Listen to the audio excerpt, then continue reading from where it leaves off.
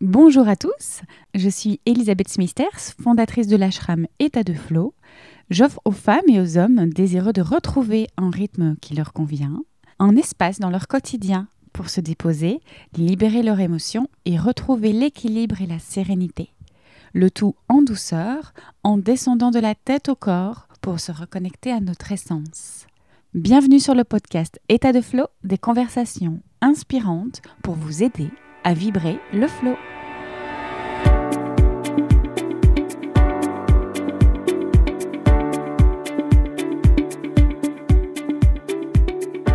La rencontre au micro du podcast avec mon invité du jour fut une évidence. J'ai découvert récemment son podcast Grandir ensemble, dans lequel il brasse une série de sujets liés au développement personnel et à l'entrepreneuriat, et dans lesquels je me suis retrouvée comme un écho à ma propre pensée. Et puis il était temps de recevoir à nouveau un homme au micro du podcast.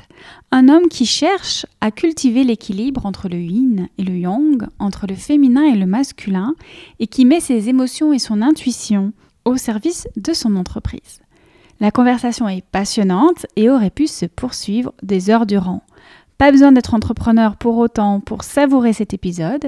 L'envie de trouver l'équilibre pro-perso et de cheminer avec fierté vers l'état de flow suffit. Je ne vous en dis pas plus et je vous laisse avec ma conversation avec Jérémy Guillaume. Bonne écoute!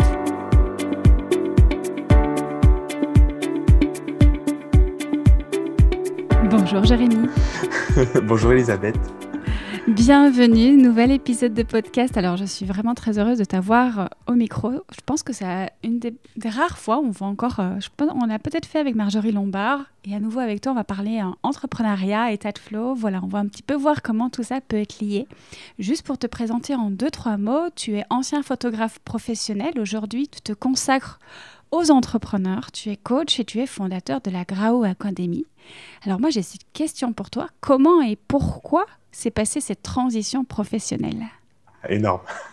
Bon, merci pour cette petite présentation qui est très juste. Pour juste redonner un tout petit peu de contexte, j'étais urbaniste à la base. Je me suis rendu compte que je voulais pas travailler dans un bureau d'études avec des maires, avec cette lourdeur administrative. Et du coup, je me suis lancé en 2012. J'ai créé mon entreprise en tant que photographe. En fait, sur le moment, c'est la seule chose que je me voyais faire. Je me dis, qu'est-ce que j'aime dans la vie? Bon, la photo, ça m'intéresse. Bim, on va essayer. Tu vois, j'ai pas trop réfléchi. Et ça, c'est un truc, je pense, en termes tu vois, d'état de flow, c'est que la décision, elle n'a pas été mentale, elle a été vraiment du domaine du ressenti. Je me suis pas posé de questions, j'y suis allé. C'est vraiment quelque chose que je ressentais et quelque chose qui était juste. Et avec les années, je me suis vraiment intéressé à ce côté transmission. C'est quelque chose qui m'a toujours plu. Dans la photo, je le faisais sous forme de formation photo, je donnais des workshops, des cours de photo. Et il y avait ce truc-là de transmettre un petit peu ce que je pouvais expérimenter. Et il y a un moment, ça a commencé je pense, à 2018, fin 2018, début 2019, quand j'ai eu la naissance en 2019 de mon premier enfant, Raphaël, où je me suis dit, en fait, la photo, ça me plaît toujours, mais il manque du sens, en fait. C'est-à-dire que c'est ce truc j'avais un peu une quête de me connecter un peu à ma zone de génie, ce truc qui te donne beaucoup d'énergie, qui amène de la fluidité dans ta vie aussi. Et je me rendais compte que la photo, j'aimais ça, mais il y avait parfois plus de contraintes et de choses que j'aimais pas faire que de choses que j'aimais faire. Et je me suis dit, qu'est-ce que je fais dans la photo que je pourrais faire autrement? Et à ce moment-là, j'ai vraiment compris que, en fait, on choisissait un métier par rapport à des connaissances, des compétences, par rapport à des ressentis. Mais on pouvait en faire un autre qui allait encore plus alimenter ce qu'on aimait faire, qui pouvait être différent et qui pouvait juste nous connecter à quelque chose d'encore plus grand. Et du coup, entre 2019 et 2020, j'ai vraiment fait la transition je faisais déjà du coaching avant, mais au lieu de faire du coaching photo, j'ai fait du coaching pour aider les entrepreneurs, de manière générale. C'est ce qui m'intéresse, les entrepreneurs, à se connecter à leur zone de génie. Et c'est ce truc-là, comment on trouve l'équilibre entre à la fois la connaissance de soi, l'aspect personnel, et à la fois arriver à le développer dans son entreprise. Génial, et c'est assez rare que pour le soulever, et c'est vrai que souvent on parle méthode, stratégie, et rarement on y place le cœur au centre. Et c'est vraiment cette idée-là que tu suis ton cœur, quelle que soit l'activité que tu vas faire, c'est ok, j'ai des talents, mais comment je peux les utiliser pour mettre ça au service de plus grand, de mon cœur, et allier tout ça. Exactement. Il y a une amie un jour qui m'a dit, mais Jérémy, toi, t'oses beaucoup de choses. En fait, je me suis dit, attends, est-ce que j'ose des choses ou pas? Et je me suis dit, bah, c'est vrai que j'ose changer des choses, en tout cas, c'est parce que je pense que c'est un peu inconscient parfois, tu vois.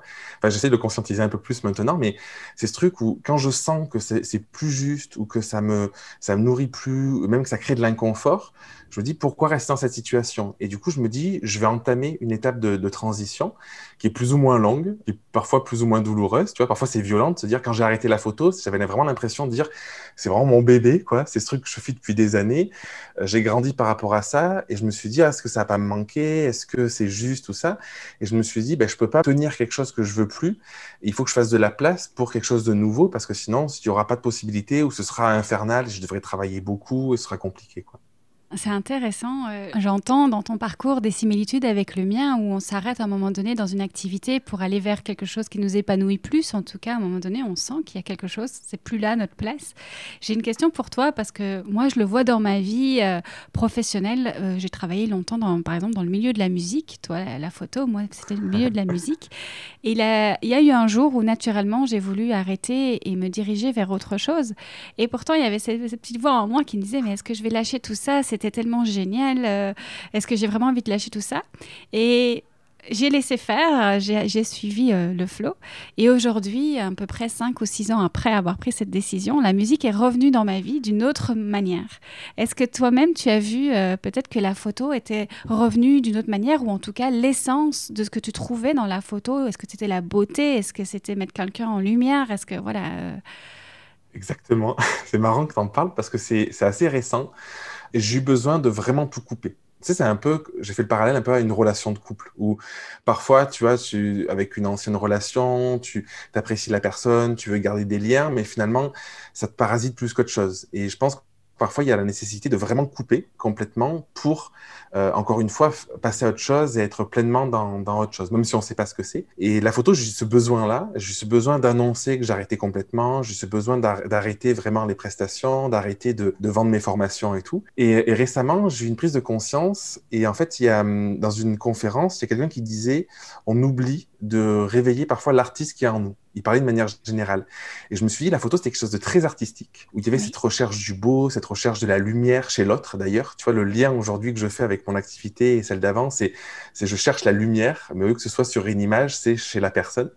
Et je me suis dit, ouais, en fait, je me suis complètement coupé de cette part artistique. Et du coup, aujourd'hui, c'est quelque chose que j'essaye de réintégrer, de comment réintégrer l'artiste qui est en nous, et justement, comment dans mon quotidien, dans tout ce que je fais, que ce soit pleinement présent. Et ça passe aussi par le fait que je me suis remis à faire un peu plus de photos aussi.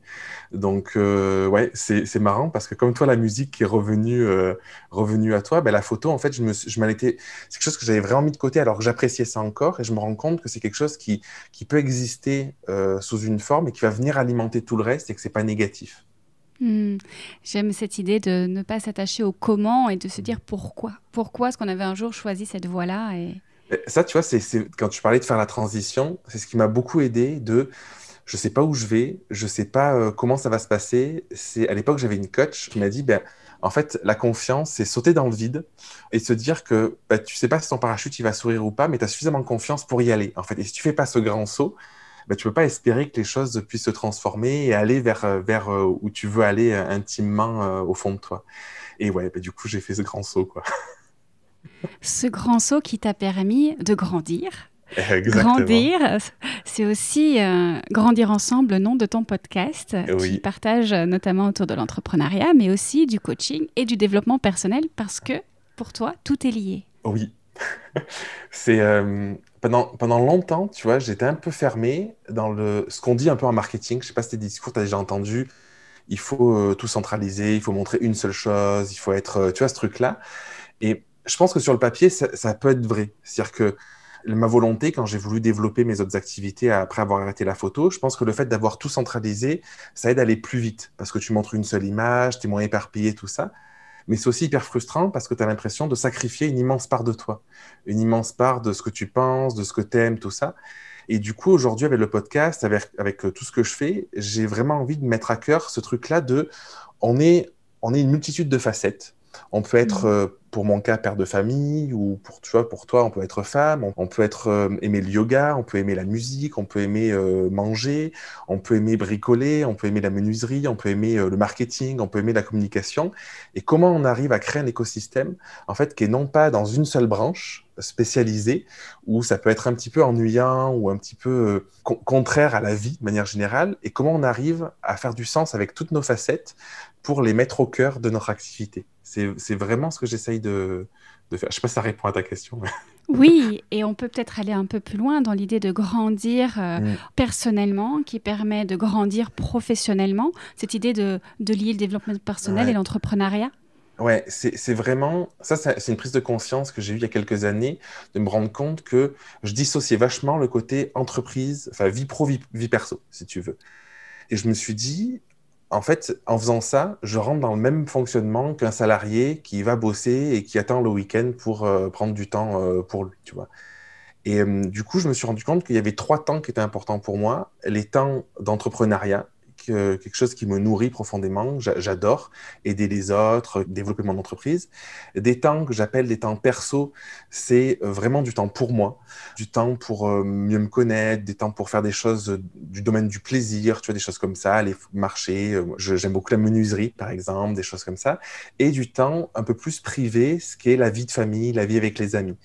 Et en fait, je trouve que les 3 aujourd'hui, même si je les cite séparés, en fait, c'est vraiment une synergie où les 3 viennent s'alimenter. Et hier, par exemple, le mercredi, c'est une journée qui est off. J'étais avec mes parents, avec mes enfants, ma compagne. Bah, du coup, en fait, ça m'a redonné tellement d'énergie pour être là avec toi aujourd'hui, pour faire d'autres choses. Et en fait, tout est hyper lié et tout est hyper connecté. Et je pense que souvent, on fait l'erreur de, encore une fois, séparer, alors que de tout intégrer en se disant, ben, peut-être que dans la menuiserie, je vais faire un truc. Et en fait, le fait d'être là en train de poncer du bois, ça paraît banal. En fait, ça m'apporte aussi beaucoup de sérénité. Et quand je me remets sur une action concrète pour la Grao Academy, ça m'apporte aussi beaucoup plus de stabilité, j'ai l'impression, et un meilleur équilibre que si je séparais tout ce que je fais. Oui, oui. Et quand on l'explique comme ça paraît pourtant évident. Et c'est comme si on se privait. Après, on a eu beaucoup de modèles qui nous montrent qu'il faut séparer, etc. Mais voilà, c'est bien de pouvoir remettre ce discours-là aussi. Et merci à toi. Avec plaisir. C'est les modèles aussi un petit peu, je pense, qui est hyper présent de il faut en chier dans la vie, quoi. Moi, Oui, c'est un truc que j'essaye de partager le contraire. Enfin, quand je dis le contraire, c'est pas pour opposition à ça, mais en tout cas, j'essaye de partager qu'on peut apprécier ce qu'on fait. Ça peut être agréable. C'est pas parce qu'on passe un temps, une journée avec ses enfants ou à faire rien. Enfin, on fait jamais rien, mais à faire autre chose qui nous semble peut-être moins utile. Il y a cette notion d'utilité parfois qui vient parasiter, que c'est pas constructif et que ça nous fait pas grandir ou avancer, quoi. oui, c'est l'idée que le yang permet de créer et le yin ne sert à rien. Or, sans le yin, sans le retour, le pas de recul, on n'est pas sûr de viser juste avec notre flèche, de l'envoyer au bon endroit et on s'épuise. Et il y a énormément de choses qui se passent dans la phase de réception. Moi, je vois vraiment ça comme un moyen de remonter en énergie. Tu vois, juste avant l'enregistrement, là, aujourd'hui, j'étais avec Elia, donc ma fille qui a un peu plus de 5 mois. Et juste, je la regardais, jouer avec elle et tout ça, elle tournait la tête et tout. Et je faisais rien, en fait. Tu vois, j'étais pas dans un truc du yang de il faut faire quelque chose de concret, j'ai préparé l'interview, machin et tout. J'étais vraiment dans une phase de réception, comme tu dis, d'être pleinement. Et en fait, c'était énorme parce que du coup, ça m'a reboosté complètement en énergie. Et avant, j'avais tendance justement à me dire, là, il faut que je prépare, je vais lire un truc, de quoi je vais parler, être beaucoup plus dans le mental. Et je pense que ça dessert plus qu'autre chose, en fait. Je sais pas ce que tu en penses, mais... Ouais. Mais bien sûr, c'est la magie du yin et nous, on l'expérimente beaucoup dans l'ashram avec le yin yoga notamment. Et on peut notamment recevoir plein de choses et se régénérer et dans ce moment de rien. Ouais. Et c'est magnifique. C'est l'expérience, évidemment. C'est énorme. Maintenant, tu ne l'as pas expérimenté, ça paraît trop abstrait, je crois, et on se dit non, j'y vais à fond, action, action, action, alors qu'en fait, on se dessert tout seul en faisant ça. Et surtout, moi j'ai bien remarqué en fait ce qu'il se passe, c'est qu'on manque de modèles. On a beaucoup de modèles de personnes qui agissent et qui nous donnent des méthodes et voilà, avec des structures, beaucoup d'actions. Et on en a très peu du côté yin, mais c'est normal finalement, puisque quand on regarde le yin, l'énergie yin, c'est l'ombre. Donc la personne, le modèle est plutôt aller chercher par nous-mêmes, parce qu'il ne viendra pas forcément se montrer de lui-même. Donc c'est bien aussi qu'il y ait des nouveaux modèles qui sortent un petit peu de cette ombre pour nous montrer que c'est possible d'agir avec réception et Ouais. réceptivité. Ben, tu sais, c'est exactement pour ça. Ça fait plaisir que tu le dises, parce que c'est exactement pour ça que j'ai créé la Grao Academy, en fait. Parce qu'il y a ce truc où tu trouves soit du contenu dans le faire, Mm, tu mm. vois, dans le yang, tu peux te former pendant des jours, des années, des semaines, enfin, le temps que tu veux sur des trucs, des stratégies et tout, tu as des trucs lourds. Soit à l'opposé, tu trouves des trucs pour te connecter à toi, être beaucoup plus dans le yin et tout ça.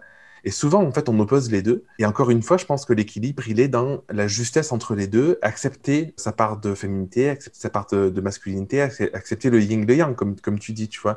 Et je l'ai vraiment créé, le programme, pour justement avoir accès à ces deux aspects-là et non plus les opposer et à comprendre qu'en fait, parfois, tu as plus besoin d'être dans l'action. L'action, tu vois, moi, je trouve que c'est super chouette parce que ça permet de l'expérimenter dans la matière, d'avoir quelque chose de concret qui est en place et de se rendre compte que ah ben, ça marche pas d'avancer.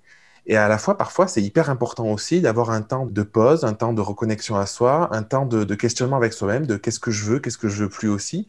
Et en fait, voilà, les deux vont s'alimenter et vont être hyper bénéfiques. Et souvent, c'est comme ça qu'on va beaucoup plus vite que lorsqu'on force d'un côté ou de l'autre, je trouve.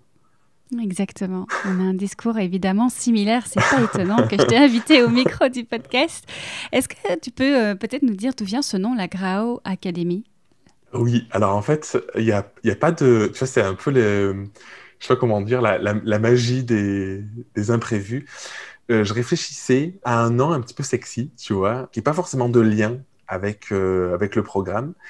Et en fait, en discutant dans la voiture avec ma compagne, on réfléchissait et je voulais un truc un peu enfantin. Je voulais quelque chose qui soit du domaine du jeu parce que moi, je pense que la vie, ça peut être un jeu. Tu vois, les enfants, l'apprentissage, c'est en jouant, c'est en testant. Et j'avais envie d'un côté un peu enfantin. Et en fait, on cherchait avec des mots, tu vois, grandir, rayonner, avec des mots comme ça, un acronyme qui pourrait faire un truc sexy. Et en fait, on n'arrivait pas à trouver tous les deux. Et en fait, elle me dit, ah, mais du domaine du jeu et tout ça, il y a Charline, donc la fille d'Élodie, qui a 10 ans, elle me dit, elle avait un livre petite, c'était Graou. C'était, je crois que c'était un loup un peu grincheux, un truc comme ça. Et je me dis, mais c'est énorme, Graou, ça me parle vachement. Donc j'ai rajouté Le Académie derrière. tigre Ouais, qui se c'est ça. montre là et Ouais, c'est qui... ça. C'est ce côté un peu réveille le petit félin qui est en toi. À la fois, il y a un côté Graou un peu mignon. Et je trouvais que ça correspondait hyper bien. Aujourd'hui, il n'y a plus vraiment de sens. C'est-à-dire qu'il n'y a pas d'acronyme, il y a pas quelque chose derrière. Mais j'ai gardé le nom parce que ça me parle, ce truc-là de... Ben, le nom est évocateur de ben, qu'est-ce que c'est finalement. Hmm. Et voilà pourquoi Graou Academy. Ben merci. J'avais envie de terminer avec une dernière question par rapport à grandir ensemble, enfin une ou deux, parce que finalement, on a Ouais. beaucoup inspiré ce nom. Euh, Grandir, c'est assez puissant. Grandir, c'est évoluer. Vers où, vers quoi? Est-ce qu'il y a une quête? Est-ce qu'on a besoin de grandir et vers où? Pendant un moment, je parlais de quête de sens, tu vois. Mhm. Et en fait, je pense que c'est quelque chose que je veux plus dire parce qu'en fait, le fait qu'il y ait une quête, ça veut dire qu'il y a une attente, tu vois. Et je pense que quand on est dans la quête de quelque chose, c'est que finalement, on s'envoie le message qu'on n'est pas suffisant à soi-même, quoi, tu vois. Et du coup, non, aujourd'hui, il n'y a plus de quête. Par contre, il y a la notion de grandir. Moi, j'y vois comme quelque chose d'assez naturel où un arbre va grandir, tu vois, un végétal va grandir, un enfant va grandir. Tu ne te poses même pas la question, finalement, si tu grandis ou pas. Il y a ce côté où, ensemble, au contact des autres, à travers les échanges, à travers des pensées qu'on peut avoir, tu vois, dans ton podcast, aussi bien avec les invités qu'aussi bien toi personnellement, bah, du coup, on peut écouter ça et se dire, ça m'apporte des éléments, quels qu'ils soient, petits ou grands, peu importe, et ça permet juste d'évoluer, en fait, tu vois. Et j'aime bien ce côté grandir, parce que évoluer, il y a encore un côté de on n'est pas assez, tu vois. Et juste grandir de on va vers le futur, on ne sait pas où. Ce qui est Vers important, la lumière. c'est ensemble vers la lumière, en le faisant de manière sans pression, à travers des échanges, à travers des discussions, à travers des prises de conscience. Et ensemble, du coup, c'est non seulement avec l'aide d'un coach, d'un thérapeute, d'une autre personne peut-être extérieure, mais aussi d'une communauté, de son entourage, peut-être des autres qui font miroir. Ouais, exactement. Moi, ma croyance, c'est qu'en fait, on n'est que le miroir, on n'est que le reflet de la personne qu'on a en face de nous. Et parfois, on peut entendre quelque chose et ça vient appuyer sur un point, ça vient résonner et du coup, ça va nous aider à nous poser une question qui va nous faire grandir. Et le ensemble, il est hyper important parce que, tu sais, il y a ce dicton, on dit ensemble, on va c'est quoi? C'est ensemble, on va moins vite, mais on va plus vite, mais on va moins loin. Je sais plus ce qu'il y a le truc. Et en fait, je pense que c'est le contraire. C'est que ensemble, on va plus vite, on va plus loin. Il y a ce truc-là un petit peu parfois, je pense, de l'ego, de autodidacte, il faut que je le fasse par moi-même, tout ça. En réalité, même la photo, tu vois, au début, je m'étais dit, ouais, ben en fait, je suis autodidacte. Sauf que non, j'ai regardé des vidéos sur YouTube, j'ai fait des formations, et je pense qu'on a vraiment besoin de l'autre, et que le contact de l'autre, le transfert de savoir, est quelque chose d'hyper important. C'est Idriss Aberkane, il dit, le savoir, c'est la seule chose que tu peux partager à l'infini et que tu ne perds pas, en fait. Et ça, Oui. je trouve que c'est puissant parce que du coup, ce truc ensemble, ce truc partager des idées, partager des apprentissages, partager des états de conscience, partager tout, quoi, c'est indispensable. Et en fait, on est des êtres sociaux et tout seul dans notre coin, on fait rien, en fait. Et le ensemble est essentiel parce que, enfin, moi, personnellement, j'ai besoin des autres et je pense qu'on a tous besoin des uns des autres pour grandir. Là, j'ai l'image qui me vient. Tu viens de parler de l'arbre, donc du végétal qui se nourrit de la terre elle-même. Il y a énormément de micro-organismes, il y a les vers de terre. Tout est hyper important pour lui permettre de grandir. S'il n'y avait pas ce sol fertile, ce ne serait pas possible pour lui. Et puis, il y a toutes ces racines avec les végétaux à côté qui le nourrissent également. Comme si, eh ben voilà, il y a ce système racinaire et le système fertile. Je sais plus Exactement. quel est le mot exact, mais en tout cas, la vie sous terre est aussi importante. Il ne pourrait pas se suffire à lui-même. J'avais lu un bouquin, je ne saurais pas dire le nom, mais c'était justement sur les arbres. Et dans le bouquin, il expliquait qu'en fait, le système racinaire permettait à un arbre qui était en train d'être dévoré, les feuilles étaient en train d'être mangées par une biche, je sais plus quel animal c'était, de prévenir les arbres alentours pour qu'ils Exactement. sécrètent en fait un goût d'amertume, un goût amer, pour que la biche, 1 kilomètre plus loin, elle mange pas. Et c'est incroyable, tu vois, c'est par un réseau racinaire sous terre qui est invisible à l'œil nu, il y a une communication qui se passe. Et pour moi, c'est exactement ça, c'est du visible ou de l'invisible, mais c'est en fait quelque chose qui est essentiel pour l'écosystème de manière générale. C'est magnifique. Je vois, tout à l'heure, tu parlais d'Idriss Aberkane. À présent, cette référence, on a les mêmes références C'est marrant. sans se consulter avant et c'est magnifique. Et je trouve ça génial. Il y a aussi ce système vibratoire que les arbres ont et nous apportent et la vibration qu'ils peuvent nous apporter à nous-mêmes. Et le fait d'être ensemble, il y a cette vibration de groupe. Il y a besoin, en tout cas, de choisir avec qui on traîne, entre guillemets, parce qu'on se nourrit de l'autre, que ce soit des ondes négatives, des ondes positives. Donc, attention à qui est notre entourage. Exactement. Et tu vois, tu parles de nature. Ça fait 2 ans on vit dans une forêt. On est parti vivre à la campagne, je veux dire loin de tout. On a une demi-heure d'Aix-en-Provence, tu vois, donc on n'est pas très loin. En fait, on est dans un endroit où on a choisi notre environnement, on choisit les personnes qu'on voit, avec qui on reste. Et ça change tout, en fait, sur notre état vibratoire, sur notre état de conscience, sur notre bien-être, surtout, en fait, sur notre énergie avec les enfants aussi, sur la fatigue. Enfin, ouais, c'est énorme. Oui, et l'environnement comme ce qui nourrit de l'extérieur, autant que l'alimentation qui nourrit de l'intérieur, la gestion de nos pensées. Et donc voilà, j'imagine que c'est un peu tout ça aussi que tu réunis dans ce podcast, que même l'entrepreneuriat a besoin de se nourrir de toutes ces facettes-là aussi. Et... Exactement, parce que développer ton entreprise, souvent, je pense qu'on fait l'erreur de penser qu'une entreprise, c'est beaucoup de stratégie ou des compétences ou des connaissances. C'est vrai, il en faut, c'est important pour développer une audience, pour développer un programme. Tu vois, aujourd'hui, avec la Graoud, il y a des mentors, il y a des coachs, il y a un programme d'accompagnement. Donc, la stratégie, il en faut pour le développer, pour le faire fonctionner. Mais en fait, l'erreur, c'est qu'on pense que ça doit être majoritaire. Alors qu'en fait, c'est enfermant. Et je pense que d'arriver à se connecter à ce pourquoi, t'en parlais tout à l'heure, de qu'est-ce qu'on veut vraiment, qu'est-ce qu'on veut apporter, ce truc qui est juste pour nous, ça permet de clarifier tout le reste. Et moi, je l'ai vraiment vécu en photographie, où pendant longtemps, je me suis dit, je veux créer mon style photo, tu vois. J'avais cette obsession pendant peut-être 3 4 ans, quand j'ai commencé. Mon style, alors je cherchais, tu vois, à me former plus de techniques, à apprendre Photoshop, à apprendre Lightroom. Tu vois, un truc qui est finalement lourd, où tu cherches un truc, donc il te manque quelque chose. Et un jour, je me suis dit, attends, j'arrête, je vais faire ce qui me plaît, je vais faire les photos qui me plaisent. Et en fait, dans les mois qui ont suivi, j'ai trouvé la lumière que j'aimais utiliser, j'ai trouvé mon traitement que j'ai encore aujourd'hui, tu vois, des années après, et tout était hyper fluide. Et ça, c'était un enseignement énorme de arrête de chercher, arrête de penser qu'il te manque quelque chose, connecte-toi à ce que tu aimes sur l'instant, et le reste viendra naturellement, et tu iras trouver la bonne technique sur Lightroom naturellement, parce que tu en auras besoin, et ça fera sens au moment où ça arrivera, quoi. Ça rejoint ici quelque chose que tu partages dans un de tes épisodes de podcast, donc sur Grandir ensemble. Tu dis, écouter des podcasts, écouter et lire du contenu, oui, mais à un moment donné, il y a aussi besoin de passer à l'action, il y a besoin de s'écouter et de faire quelque chose qui est en rapport avec nous, qu'est-ce qu'on veut en fait. Faut y aller. C'est vrai. C'est vrai. Moi, je le vois souvent chez des entrepreneurs qui sont beaucoup dans le mental. J'ai pas les clients que je veux, ou mes tarifs, je sais pas s'ils vont vendre. Si je mets ce prix, est-ce que c'est mieux ce prix-là, tout ça, et qui vont peut-être passer parfois je vois des personnes des semaines ou des mois à revenir avec la même question.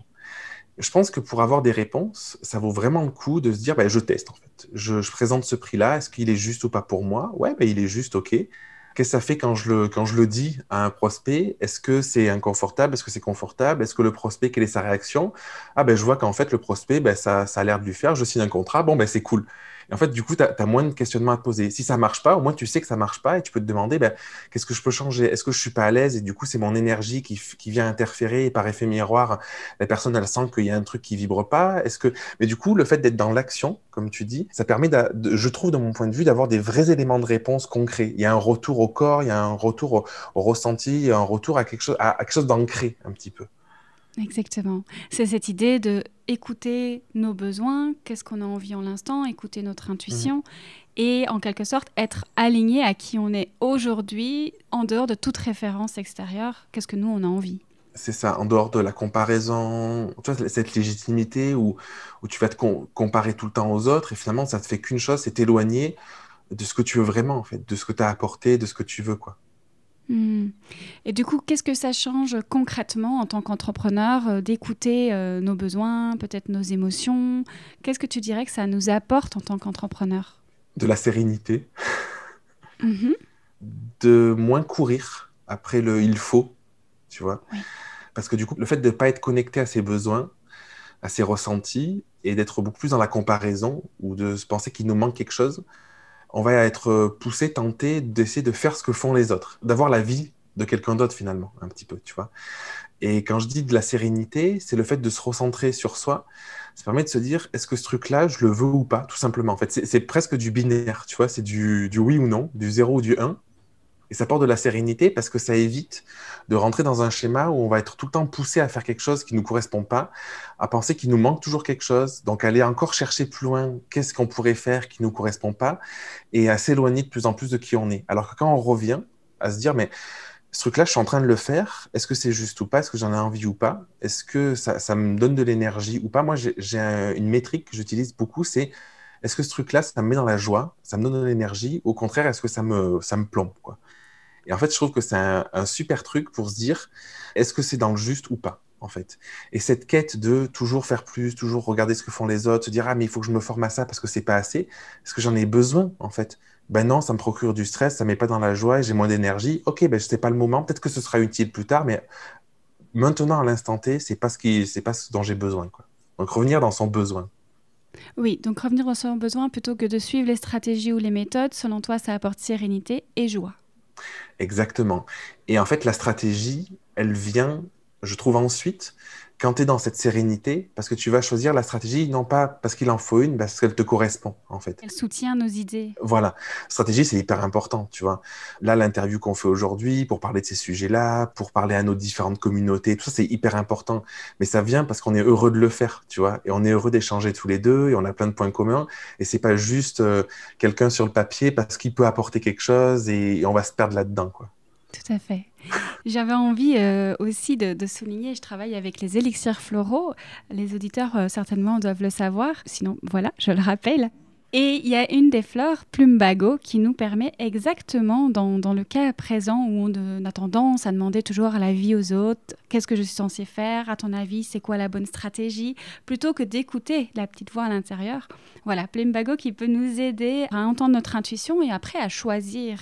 Bon, après, souvent, ce qu'on fait en complexe, on mélange plusieurs fleurs pour pouvoir justement soit passer à l'action, soit apprendre à écouter cette petite voix. Enfin voilà, donc on se suffit rarement d'une seule fleur, mais bon voilà, j'avais l'impression que tu parlais de cet archétype de Plumbago, donc petit clin d'œil.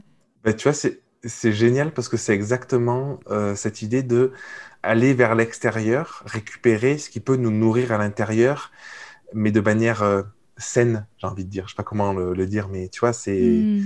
Ouais, Tu partages aussi l'idée que ce qui fonctionne le mieux, finalement, c'est où on met notre énergie. Il y a plein de méthodes. Finalement, peu importe laquelle on va choisir, ça fonctionnera parce qu'on y met notre énergie. ouais. Ça, c'est un... Tu vois, moi, je suis très curieux. J'aime tester beaucoup de choses. Et du coup, Mhm. je peux avoir tendance à m'éparpiller. Je sais pas si tu connais l'énéagramme, mais en énéagramme, je suis 7, donc c'est le plaisir immédiat, tu vois. Et ce qui est pas toujours compatible avec l'entrepreneuriat sur le papier. Parce qu'en marketing, il y a un truc qu'on appelle le syndrome de l'objet brillant. C'est de penser que la nouvelle stratégie que tu viens de lire ou d'entendre, d'écouter ou à la mode, ça va être la meilleure stratégie, tu vois. Et ce que j'ai appris avec le temps, c'est qu'il n'y a pas une bonne stratégie. Et c'est important de se le dire, ça, tu vois, de se l'ancrer. Parce qu'on peut avoir tendance à aller tout le temps à la pêche, au meilleur truc qui marchera mieux, qui est à la mode et tout ça. Et de manière générale, l'entrepreneuriat est quand même ce truc-là un peu parfois où on te fait croire que ce truc-là, ça va changer ton business, ça va changer ta vie, et qu'il faut aller vers là, en fait. Et si tu fais pas Et ça, sinon, on ratera notre vie, ouais. voilà, tu vas tout rater, ce sera foutu, tu vois. Et moi, ce que je recommande, c'est d'essayer de ça, de se connecter à qu'est-ce qui est vraiment juste, qu'est-ce qui nous met dans la joie, tout ce qu'on a dit, tu vois, qu'est-ce qui nous fait vibrer, et d'y aller pleinement, en fait, et de le faire suffisamment longtemps pour justement se rendre compte des effets que ça peut avoir et de pas partir papillonner à droite à gauche et d'être pour moi, c'est un peu une énergie du manque, tu vois, de ce que j'ai, c'est pas assez, il faut que je change de stratégie, il faut que je change ci, je change ça. Ça va amener du stress finalement. Et ça, c'est un enseignement aussi assez récent que j'ai, c'est le fait d'avoir un peu plus de structure. Ce que j'appelle structure, c'est le fait de pouvoir se connecter à ces trucs-là, de je le sens et j'y vais, mais suffisamment longtemps pour que ça puisse exister. Ben, ça aide à avoir aussi beaucoup plus de sérénité et pas partir dans tous les sens. Donc, ouais, c'est quelque chose qui est hyper important. Tu relis également l'état de flow, en tout cas le flow, au sentiment de fierté. Et en tant Ouais, qu'entrepreneur, je pense qu'il y a ça aussi. On travaille aussi pour être fier de ce qu'on fait. Est-ce que tu peux nous en dire plus là-dessus? ouais. Pendant un moment, tu vois, je cherchais cet état de flow un peu. Encore une fois, je le cherchais, donc c'était le message que je m'envoyais, c'est bah, il n'est pas là, ça n'existe pas, et il me manque quelque chose encore, tu vois. Et du coup, je me suis questionné sur, en fait, qu'est-ce qui peut être déjà là et qui peut être déjà chouette, tu vois. Et il y a ce sentiment de fierté, je trouve, qui est hyper important, parce qu'en fait, on peut être fier de ce qu'on a, fier, tu vois, je suis fier de mes enfants, je suis fier de la Graou, je suis fier d'enregistrer cet épisode aujourd'hui avec toi. Et ça procure, en tout cas personnellement, beaucoup de bien-être, beaucoup de bonheur. Ça m'apporte aussi de la confiance, tu vois. Et c'est quelque chose qui n'est pas dans la recherche de plus, en fait. Et du coup, aujourd'hui, je vais beaucoup essayer, en tout cas. Je suis pas parfait, tu vois. Enfin, je suis parfait comme je suis, mais on expérimente. Tout est expérimentation, tout est apprentissage. Et je vais essayer de me dire, est-ce que ce truc-là que je suis en train de faire, ça me rend fier? Est-ce que ça me procure l'énergie? Est-ce que ça me permet de partager ma lumière? Est-ce que ça me met en joie? Est-ce que ça me permet d'avoir un bel échange? Et je vois l'état de flow comme ça, en fait, comme une succession de moments, en fait, qu'on n'a pas forcément prévu, juste qui nous apportent des émotions qui sont justes et qui sont bénéfiques dans ce qu'on vit. Et parfois, en fait, on a une émotion qui peut être un peu négative, d'ailleurs. Mais c'est pas grave, l'accueillir et après passer à autre chose sans avoir cette quête, tu vois, encore une fois, de rechercher à tout prix quelque chose. Et la fierté, c'est quelque chose qui est hyper important parce que moi, je le vois avec mes enfants aujourd'hui, enfin, en tout cas, moi, on m'a pas appris, tu vois, j'ai 37 ans, on m'a pas appris à être fier de moi, tu vois, être fier de ce que je fais. Alors que c'est hyper important, en fait, de se dire, tu vois, Raphaël, par exemple, qui a un peu plus de 2 ans, parfois on l'encourage, on lui dit, ah, c'est trop bien et tout, il s'applaudit tout seul, tu vois. Et en fait, c'est énorme parce qu'en fait, il est dans l'instant, tu vois. Il est trop content, il s'applaudit et tout, tu vois, qu'il y a une excitation qui vient, qui est juste ouf, en fait. Et qui apporte, je pense, beaucoup plus de sérénité et de bonheur et de tout ce qu'on veut que beaucoup d'autres choses qui seraient du domaine de la contrainte ou du domaine de tout ce qu'on a dit, de il faut, je dois, voilà. Oui, j'entends vraiment plusieurs notions dans cette idée de fierté. Il y a la fierté d'y arriver, de parvenir à ce qu'on a envie et qui nous donne du coup de l'énergie, comme avec ton enfant qui s'applaudit parce que bah, du coup, je vais pouvoir continuer, grandir encore et j'arrive à grandir et donc c'est merveilleux et il ressent ce sentiment de fierté qui l'accompagne à aller encore plus loin probablement. Et j'entends quand même aussi un rapport avec la gratitude et la joie. Mm. Et puis une dernière chose qu'on peut aussi entendre dans la fierté, c'est la fierté que nos valeurs sont là et brillent. Et en tout cas, on s'accomplit dans nos valeurs. Ouais, c'est exactement ça. La fierté d'être qui je suis, en fait, tout simplement. Ça rejoint ce qu'on disait sur le côté d'aller chercher à l'extérieur, d'aller chercher une nouvelle stratégie, de se comparer, cette légitimité, tout ça. Non, en fait, je suis qui je suis. Tu vois, en coaching individuel, je travaille beaucoup sur connecter la personne à ce qu'elle a déjà au fond d'elle ce qu'elle fait naturellement depuis des années, qui est ancré depuis l'enfance ou avant, si on croit à la réincarnation, et juste d'aller utiliser ce truc-là, en fait, qui est naturel. Presque, tu sais, tu te dis, ben, c'est banal, tu vois, je le fais tellement naturellement que je vois pas pourquoi je serais payé pour faire ça. Je le fais avec mes amis, donc ben, c'est un truc de la sphère plutôt intime, pourquoi je le ferais dans mon business? D'aller se reconnecter à ce truc-là, en fait, et de l'utiliser pleinement, en fait. Et je crois que c'est une des clés parce que c'est ça qui procure vraiment de la joie, qui procure vraiment une réussite dans le business, qui procure de la sérénité, encore une fois, comme on l'a dit, et qui procure un truc, moi, qui est hyper important pour moi, de la fluidité. Tu vois, quelque chose qui coule, en fait, tu le fais, tu es juste heureux de le faire et c'est juste. Alors là, tu me tends la question sur un plateau. Comment tu définirais l'état de flow? C'est the question. Je prends un petit temps pour y réfléchir. Je pense que l'état de flow, ce serait un état dans lequel on réfléchirait pas à savoir si c'est un état ou pas, en fait.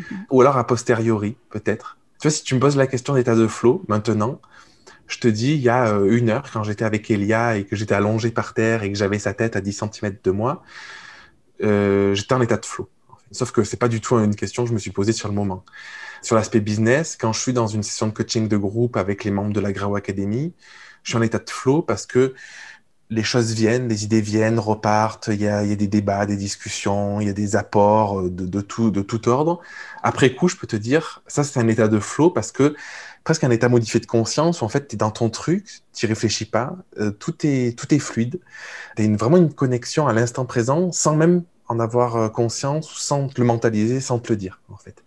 Donc l'état de flow, c'est un truc que je pense dont on peut parler a posteriori, mais pas sur le coup en fait. C'est très intéressant et c'est très juste finalement. C'est un petit peu cette idée que si le flow c'est la vie, une fois qu'on est dans la vie, c'est presque difficile de définir ce que c'est la vie en fait. On y est, on n'est pas à côté, on y est dedans. Ouais, c'est assez magique, tu vois. C'est marrant parce qu'il n'y a pas de hasard. Je me questionnais là-dessus de une plante, un arbre, il se pose pas la question de est-ce que je suis en train de pousser, est-ce que je suis pas en train de pousser, est-ce que si, est-ce que ça, en fait. Juste, il évolue, quoi. Il grandit. Et je pense que nous, en tant qu'espèce animale, être humain, on a une énorme chance. C'est qu'à la fois, on peut être dans cet état-là, peut-être un peu, je sais pas comment on pourrait qualifier, primitif, et à la fois, on a aussi une conscience de savoir qu'on peut être dans cet état-là ou pas. Et je pense que c'est énorme, parce que du coup, ça veut dire qu'on peut avoir un impact sur notre état, sur ce qu'on se dit, sur nos pensées, et du coup sur notre vie de manière générale, de qu'est-ce que je veux, qu'est-ce que je veux pas. Une plante, elle est là, si éventuellement, on peut la déterrer, mais d'elle-même, elle peut pas se déterrer. Nous, on peut se décider de se déterrer d'un endroit, d'aller s'enraciner ailleurs pour changer notre environnement et être mieux, en fait. Et c'est un pouvoir juste énorme qu'on a sur nous-mêmes, quoi. Eh ben, j'ai envie de relever là-dessus. Toi, tu parles de grandir ensemble. Et de mon côté, je parle de grandir en conscience. Et là, j'ai l'impression que voilà, il y a ces deux idées qui se rejoignent. Grandir en conscience, on est présent à ce qui est et ce qui vit en nous et ce qui grandit au moment où on le vit. C'est énorme. J'aime beaucoup le terme de conscience, tu vois. Parce que je pense qu'une des clés pour grandir, enfin de la vie de manière générale, c'est d'accéder à cette conscience-là et de faire les choses en conscience. Parce que quand on les fait en conscience, ça veut dire qu'on a intégré des choses qui sont plus faites par inconscient, par notre subconscient, un peu malgré nous, finalement. Et ouais, il y a quelque chose qui est très important dans la conscience, je trouve. Et j'ai envie d'ajouter, pour ne pas confondre, quand on parle de en conscience, ça ne veut pas dire dans le mental, ça veut dire être conscient dans les ressentis, dans nos émotions, dans la être présence. Être pleinement à nous-mêmes. Ouais. C'est le corps. Ouais. C'est qu'on parle d'instant présent, en fait, d'être là, d'être présent. Et tu vois, moi, il y a un enseignement aussi, quelque chose qui m'a mis une claque. Il y a quelques années, mon grand-père est décédé à 98 ans. Donc, tu vois, il a une longue vie. Et à la fin de sa vie, il me disait, mais en fait, je peux partir quand je veux, pendant peut-être les 10 ans, tu vois. Parce qu'en fait, je suis heureux et j'ai eu une belle vie, tu vois. Et je sentais vraiment ce côté plénitude, ce côté accomplissement, être là, tu vois. Et à un moment, j'ai une quête un peu spirituelle, tu vois. Et je me suis dit, en fait, encore une fois, dès qu'il y a une quête, je pense, c'est s'éloigner aussi de l'essentiel. Parce que mon grand-père, il était pleinement là. Il avait son jardin. Il allait jusqu'à la fin de sa vie à la plage, en vélo, à pied, à la fin en bus, tu vois. il avait des journées qui étaient simples, il était vraiment connecté à quelque chose de très terre-à-terre, tu vois. Et parfois, on peut avoir cette recherche de c'est pas assez, se connecter à un truc exceptionnel ou quoi, alors qu'on parlait de plantes, de choses comme ça, tu vois, des fleurs aussi, des élixirs. Ben lui, il était juste connecté à des trucs hyper simples et ça m'a mis une claque parce que je me suis dit, en fait, le bonheur, c'est ça, en fait.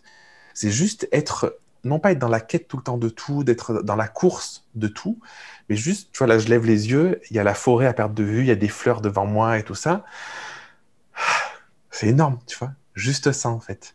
Et je pense que parfois, même dans un aspect spirituel, même dans un aspect de connexion au corps, on va être dans la recherche de friction, de qu'est-ce que je ressens, d'attente énorme, tu vois. Alors que c'est juste, ok, je suis là, je ressens ou je ressens pas. Juste être présent à ça apporte énormément. Merci beaucoup. Est-ce que tu pourrais terminer en rappelant, parce que je pense que ce sera intéressant pour ceux qui nous écoutent et notamment les entrepreneurs, à quoi ça sert justement tout ce qu'on vient de partager en tant qu'entrepreneur, ou en tout cas, à quoi ça sert en tant qu'entrepreneur de faire attention à tout ça et à être présent à soi-même dans l'instant présent et la conscience? Je pense que l'entrepreneuriat, moi, ma vision, j'associe l'entrepreneuriat à la liberté. Parce que pour moi, l'entrepreneuriat, ça permet vraiment d'être libre dans le sens de choisir son quotidien, choisir ses journées, choisir avec qui on travaille, comment on travaille, ce qu'on fait. Je pense qu'on peut le trouver en étant salarié, mais ça demande de trouver la bonne synergie. Bref, petite parenthèse. Et pourquoi c'est important dans l'entrepreneuriat, tout ça? Parce que je pense que le but de sa vie, c'est pas de faire quelque chose. Tu vois, c'est d'arriver à la fin de sa vie et de se dire, quel niveau de bonheur j'ai eu? Est-ce que je regarde en arrière et est-ce que je me dis, comme mon grand-père un peu, tu vois, je parlais de mon grand-père je suis heureux en fait, je peux partir n'importe quand en fait, sentiment d'accomplissement, sentiment de plénitude. Et je trouve que l'entrepreneuriat et de se connecter à tout ce qu'on a dit depuis le début de l'interview, c'est hyper puissant parce que ça permet justement de répondre à ça, de se dire, ce que j'entreprends aujourd'hui, je suis en train de faire une tâche, je vais avoir un rendez-vous avec les membres d'un programme, je vais avoir un rendez-vous avec mes clients, je vais créer une nouvelle offre. Est-ce que ça participe finalement à mettre en lumière qui je suis profondément, quel changement j'ai envie pour le monde, qu'est-ce que j'ai envie d'apporter de bénéfique au monde, qu'est-ce que j'ai envie de créer juste pour kiffer ma vie, tu vois, être dans la joie, dans le plaisir. Et l'entrepreneuriat, pour moi, c'est quelque chose de... Tu vois, je suis entrepreneur et j'adore l'entrepreneuriat parce que ça permet aussi de pouvoir mettre tout ça dans la matière, de le transmettre et de partager un peu ce en quoi on croit et de contribuer. C'est un peu mettre, tu vois, la pierre, en fait, à l'édifice de l'humanité, quoi. Merci beaucoup, Jérémy. Je te propose de clôturer ici. Juste une dernière question pour les auditeurs qui souhaiteraient te retrouver. À quel endroit est-ce qu'ils peuvent se rendre? Alors, sur Instagram, Jérémy Guillaume, tout accroché. Donc, Jérémy, c'est mon prénom, avec Y, Guillaume, comme le prénom, comme Guillaume. Ou sur mon site internet, www.jeremyguillaume.fr. C'est les endroits où je suis le plus présent, donc pour échanger, pour discuter, c'est là où ça se passe. Merci à toi et puis à très bientôt, avec grand plaisir. Merci Elisabeth pour tes questions, parce que je trouve qu'elles étaient toutes pertinentes, c'était très inspirant. Pour ton énergie aussi, parce que je trouve que c'est hyper important dans un échange, on est deux. Donc merci du fond du cœur pour l'invitation et pour l'échange qu'on a pu avoir aujourd'hui.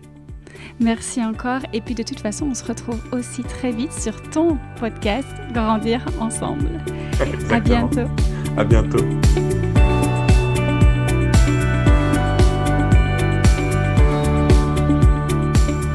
Ma conversation avec Jérémy Guillaume fut si riche et remplie de points communs que nous avons poursuivi notre échange au micro du podcast de Jérémy, Grandir ensemble. L'épisode sort le 20 juillet, alors si vous arrivez avant, je vous invite à vous abonner au podcast de Jérémy dès maintenant. Et si vous arrivez après la date, vous trouverez le lien d'écoute dans les notes de l'épisode. Quant à moi, je vous retrouve dans l'ashram pour nos cours de yin yoga, de yoga du visage, les bains sonores, cercles ou encore nos consultations florales. J'en profite pour vous annoncer que le 13 septembre prochain démarre un nouvel accompagnement de 13 semaines, 3 mois pour passer du faire à l'être et de la dureté à la douceur. Nous irons explorer les différents piliers qui nous mettent sur la voie du flow. Si vous souhaitez en savoir plus, je vous invite à m'écrire directement à contact@étatdeflow.com. Vous pouvez postuler dès maintenant. Merci d'avoir écouté cet épisode jusqu'au bout et je vous retrouve très bientôt pour un nouvel épisode.